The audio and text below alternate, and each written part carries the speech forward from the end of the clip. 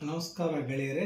ಇವತ್ತು ತಲೆ ಕೂದಲು ಕಡಿಮೆ ಆಗಿದ್ದರೆ ಅದನ್ನು ಸರಿಯಾಗಿ ಇನ್ನೂ ಬೆಳೆಸ್ಕೊಳ್ಳೋಕ್ಕೆ ಏನು ಮಾಡ್ಬೋದು ಅಂತ ಒಂದು ಐಡಿಯಾ ಕೊಡ್ತೀನಿ ಇವತ್ತು ನಿಮಗೆ.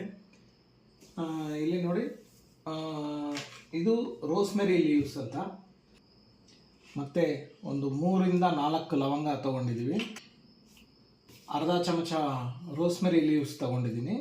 ಇದು ನಾನು ಡ್ರೈ ಆಗಿರೋದು ತೊಗೊಂಡಿದ್ದೀನಿ, ಅಂದರೆ ಒಣಗೋಗಿರೋದು. ನೀವು ಹಸಿದು ತೊಗೋಬೋದು, ಎರಡೂ ಒಳ್ಳೆ ಎಫೆಕ್ಟೇ ಕೊಡುತ್ತೆ. ಮತ್ತು ಅರ್ಧ ಚಮಚ ಮೆಂತೆ ತೊಗೊಂಡಿದ್ದೀನಿ, ಮೆಂತೆ ಕಾಳು. ಆಯಿತಾ? ಈಗ ಇದು ಹೇಗೆ ರೆಡಿ ಮಾಡಬೇಕು ಅಂದರೆ, 100 ml ನಾನು ಶುದ್ಧ ನೀರು ತೊಗೊಂಡಿದ್ದೀನಿ. ಬೆಟರ್ ನೀವು ಕುಡಿಯೋ ನೀರೇ ತಗೊಂಡ್ರೆ ತುಂಬ ಒಳ್ಳೆ ರಿಸಲ್ಟ್ ಬರುತ್ತೆ. ಈಗ ಈ 100 ml ನೀರನ್ನ ಒಂದು ಲೋಟಕ್ಕೆ ಹಾಕಿ, ಅದೇ ಲೋಟಕ್ಕೆ ಈ 3-4 ಲವಂಗ ತೊಗೊಂಡಿದ್ದೀನಲ್ಲ ಅದನ್ನು ಹಾಕಿಬಿಡಿ. ಆಮೇಲೆ ಅರ್ಧ ಚಮಚ ರೋಸ್ಮೆರಿ ಲೀವ್ಸ್, ರೋಸ್ಮೆರಿ ಎಲೆಗಳು, ಈ ಥರ ಅಂಗಡಿಯಲ್ಲಿ ಸಿಗುತ್ತೆ ನೋಡಿ ರೋಸ್ಮೆರಿ ಎಲೆಗಳು, ಇದನ್ನು ಅರ್ಧ ಚಮಚ ಅಷ್ಟು ತೊಗೊಂಡಿದ್ದೀನಿ.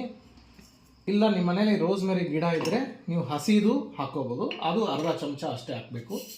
ಮತ್ತು ಇದು ಮೆಂತೆ ಕಾಳು ಇದೆಯಲ್ಲ, ಅದನ್ನು ಅರ್ಧ ಚಮಚ ಹಿಂಗೆ ಹಾಕಿಬಿಟ್ಟು ಚೆನ್ನಾಗಿ ಹಿಂಗೆ ಕಲಿಸ್ಬಿಟ್ಟು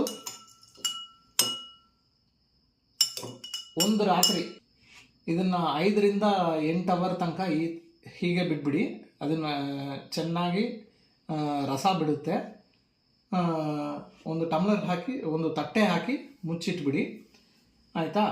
ಆಮೇಲೆ 5-8 ಅವರ್ ಆದಮೇಲೆ ಇದನ್ನು ತಗೊಂಡು ನೀವು ಒಂದು ಬಾಟಲ್ಗೆ ಹಾಕಿ ಇಟ್ಕೊಂಬಿಡಿ. ಇದನ್ನು ನೀವು ಒಂದು 5 ದಿನ ತನಕ ನೀವು ಇಟ್ಕೋಬೋದು, ಏನೂ ಹಾಳಾಗಲ್ಲ ಇದು.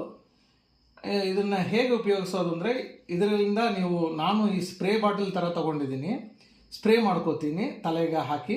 ನೀವು ಇಲ್ಲ ಬೇಕಾದರೆ ಕೈಗೆ ಹಾಕಿಬಿಟ್ಟು ನೀವು ತೆಂಗಿನೆಣ್ಣೆ ಹೇರ್ ಆಯಿಲ್ ಎಲ್ಲ ಹೆಂಗೆ ಹಚ್ತೀರಾ ಅದೇ ಥರ ನೀವು ಹಚ್ಬೋದು. ಹಿಂಗೆ ತಗೊಂಡು ನೀವು ತಲೆಗೆ ಹಚ್ಚಬೇಕು. ಅಂದರೆ ಮೇನ್ ತಲೆ ಚರ್ಮಕ್ಕೆ ಅದು ನೀವು ಹಚ್ಚಬೇಕು. ಆಯಿತಾ?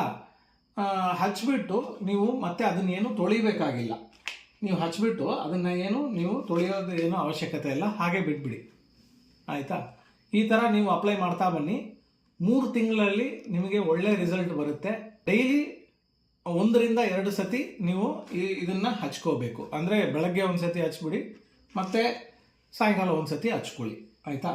ನಾವು ತೆಂಗಿನೆಣ್ಣೆ ಹೆಂಗೆ ಹಚ್ತೀವಿ ಅದೇ ಥರ, ಆದರೆ ತಲೆಯಲ್ಲಿ ಇರೋ ಚರ್ಮಕ್ಕೆ ನೀವು ಇದನ್ನು ಹಾಕಬೇಕು, ಅದು ಇಂಪಾರ್ಟೆಂಟ್. ಆಯಿತಾ? Thank you.